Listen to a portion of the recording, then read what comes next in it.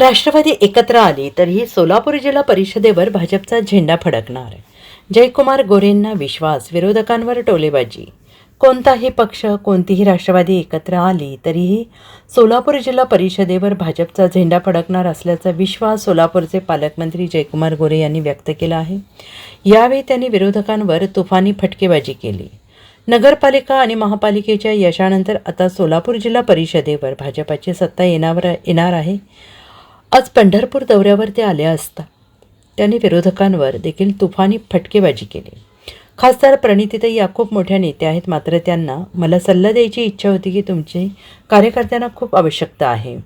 कार्यकर्त्यांचे मनोबल संपले आणि ते आमच्याकडे येत आहेत. त्यांना पुढे काहीच आश्वासक दिसत नसले आणि भविष्यात भाजपसोबत गेले तरच काम करणे शक्य होईल अशी त्यांची भावना असल्याचा टोला गोरे यांनी प्रणिती देशपांडे यांना लगावला आहे.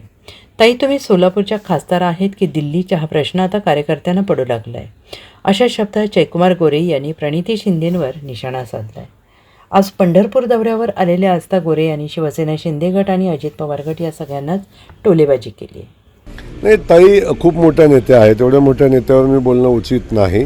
पण मी ताईंना सल्ला देईन की आता खूप मोठी आवश्यकता जनतेला तुमची आहे, कार्यकर्त्यांना आहे. त्या कार्यकर्त्यांचं मनोबल संपलेलं आहे. तेव्हा आणि संपलेल्या मनोबलाचे कार्यकर्ते आमच्याकडे येत आहेत. तुम्हाला सारखं वाटतं की आम्ही त्यांना घेतो आहे, परंतु त्यांना पुढं आश्वासक काय दिसत नाही आहे.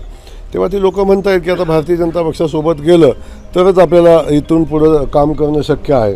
तेव्हा अनेक नेते असतील, अनेक कार्यकर्ते असतील, त्यांनी हयात काँग्रेसमध्ये घालवली. अशा लोकांना आपलं नेतृत्व आपल्याला ताकद देत नाही अशा भावना निर्माण झाल्या.